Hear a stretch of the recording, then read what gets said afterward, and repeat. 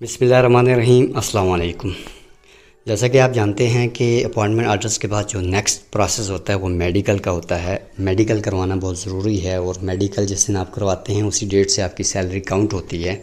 तो इस वीडियो में आपको स्टेप बाय स्टेप मेडिकल का आसान सा तरीका बताऊंगा मुख्तसर। इस वीडियो में आपने वीडियो को एंड तक देखना है और इस चैनल को भी सब्सक्राइब कर दें। सबसे पहले आपने अपने ज़िला के DHQ अस्पताल में जाना है, डिस्ट्रिक्ट हेडक्वार्टर अस्पताल में जाना है। आपने इब्तिदा में आपने कोई फ़ीस नहीं देनी। पहले आपने मुतल्लिका काउंटर पे जाना है। इमरजेंसी डेस्क पे जब आप जाएंगे तो अपने साथ आपने जो डॉक्यूमेंट्स लेके जाने हैं उनमें आपका अपॉइंटमेंट आर्डर्स होगा, आपकी CNIC की कॉपी होगी। ये आपने दो इम्पोर्टेंट जो डॉक्यूमेंट्स हैं ये साथ लेके जाने हैं। अस्पताल के जो काउंटर होगा इमरजेंसी, वहाँ से आपने रसीद लेनी है। उसके बाद आपने एडमिन ब्लॉक जाना है, ठीक है।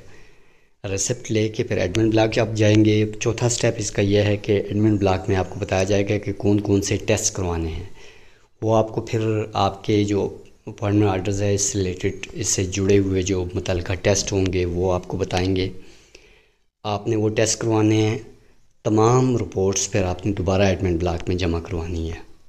डॉक्टर जो है वो आपकी रिपोर्ट चेक करेगा। उसके बाद जो उसने साइन करने होंगे वो साइन करके आपको एक मेडिकल क्लियरेंस सर्टिफिकेट देगा जो कि आपने अपने साथ लेके जाना है। एक बात और भी है कि बाज़ DHQ जो अस्पताल होते हैं उनका तरीक़ाकार या मतलूबा टेस्टों में कोई फ़र्क भी होता है थोड़ा बहुत, लेकिन आपने जो आपका मकामी अस्पताल है उसकी जो इंस्ट्रक्शंस हैं उनको फॉलो करना है।